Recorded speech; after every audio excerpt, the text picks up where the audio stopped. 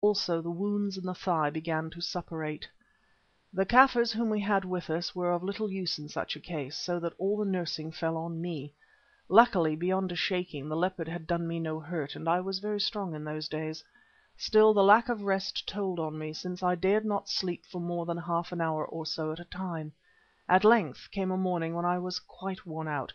There lay poor Scroope turning and muttering in the little tent, and there I sat by his side, wondering whether he would live to see another dawn, or if he did, for how long I should be able to tend him. I called a Kaffir to bring me my coffee, and just as I was lifting the pannikin to my lips with a shaking hand, help came. It arrived in a very strange shape. In front of our camp were two thorn trees, and from behind these trees, the rays from the rising sun falling full on him, I saw a curious figure walking towards me in a slow, purposeful fashion. It was that of a man of uncertain age, for though the beard and long hair were white, the face was comparatively youthful, save for the wrinkles round the mouth, and the dark eyes were full of life and vigour. Tattered garments, surmounted by a torn kaross or skin rug, hung awkwardly upon his tall, thin frame. On his feet were veld schoenen of untanned hide.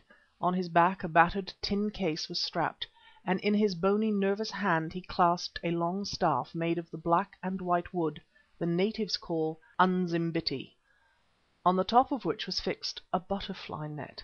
Behind him were some Kaffirs who carried cases on their heads.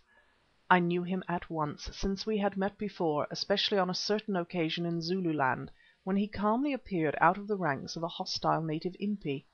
He was one of the strangest characters in all South Africa. Evidently a gentleman in the true sense of the word, none knew his history, although I know it now, and a strange story it is, except that he was an American by birth, for in this matter at times his speech betrayed him.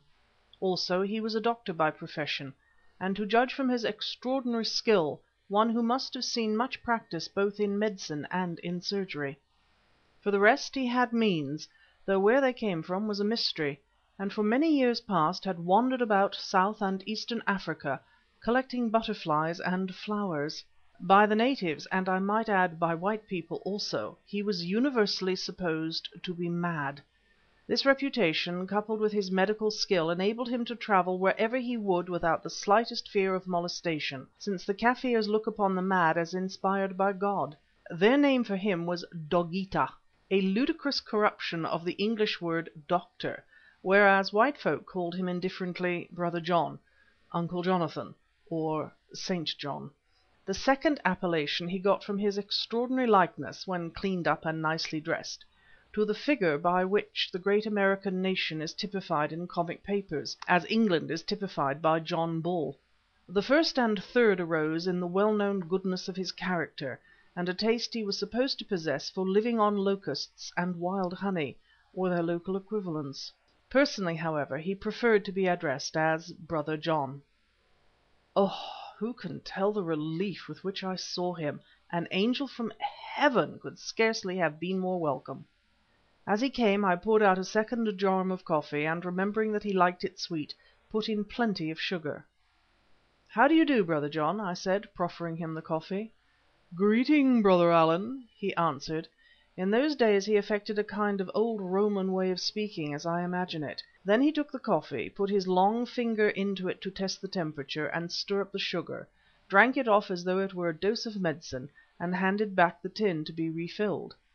"Bug hunting?" I queried. He nodded. "That and flowers, observing human nature and the wonderful works of God. Wandering around generally." "Where from last?" I asked. "Those hills, nearly 20 miles away. Left them at 8 in the evening. Walked all night." "Why?" I said, looking at him. "Because it seemed as though someone were calling me. To be plain, you, Allan." "Oh! You heard about my being here and the trouble?" "No, heard nothing. Meant to strike out for the coast this morning. Just as I was turning in, at 8:05 exactly, got your message and started. That's all." "My message?" I began, then stopped, and asking to see his watch, compared it with mine. Oddly enough they showed the same time to within 2 minutes. "It is a strange thing," I said slowly, But at 8:05 last night I did try to send a message for some help because I thought my mate was dying, and I jerked my thumb towards the tent. Only it wasn't to you or any other man, Brother John. Understand?" "Quite. Message was expressed on, that's all. Expressed, and I guess registered as well." I looked at Brother John, and Brother John looked at me, but at the time we made no further remark. The thing was too curious, that is, unless he lied. But nobody had ever known him to lie. He was a truthful person, painfully truthful at times, and yet there are people who do not believe in prayer. "What is it?" he asked. "Mauled by leopard, wounds won't heal, and fever. I don't think he can last long." "What do you know about it? Let me see him." Well, he saw him and did wonderful things. That tin box of his was full of medicines and surgical instruments, which latter he boiled before he used them. Also he washed his hands till I thought the skin would come off them, using up more soap than I could spare. First he gave poor Charlie a dose of something that seemed to kill him. He said that he had that drug from the Kaffirs. Then he opened up those wounds upon his thigh and cleaned them out and bandaged them with boiled herbs. Afterwards, when Scroope came to again, he gave him a drink that threw him into a sweat and took away the fever. The end of it was that in 2 days' time his patient sat up and asked for a square meal, and in a week we were able to begin to carry him to the coast. "Guess that message of yours saved Brother Scroope's life," said old John, as I watched him start. I made no answer. Here I may state, however, that through my own men I inquired a little as to Brother John's movements at the time of what he called the message. It seemed that he had arranged to march towards the coast on the next morning, but that, about 2 hours after sunset, suddenly he ordered them to pack up everything and follow him. This they did, and to their intense disgust those Kaffirs were forced to trudge all night at the heels of Dogeetah, as they called him. Indeed, so weary did they become that had they not been afraid of being left alone in an unknown country in the darkness, they said they would have thrown down their loads and refused to go any further. That is as far as I was able to take the matter, which may be explained by telepathy, inspiration, instinct, or coincidence. It is one as to which the reader must form his own opinion. During our week together in camp and our subsequent journey to Delagoa Bay, and thence by ship to Durban, Brother John and I grew very intimate, with limitations. Of his past, as I have said, he never talked, or of the real object of his wanderings, which I learned afterwards. But of his natural history and ethnological (I believe that is the word) studies he spoke a good deal. As, in my humble way, I also am an observer of such matters, and know something about African natives and their habits from practical experience, these subjects interested me. Amongst other things he showed me many of the specimens that he had collected during his recent journey, insects and beautiful butterflies neatly pinned into boxes, also a quantity of dried flowers pressed between sheets of blotting paper, amongst them some which, he told me, were orchids.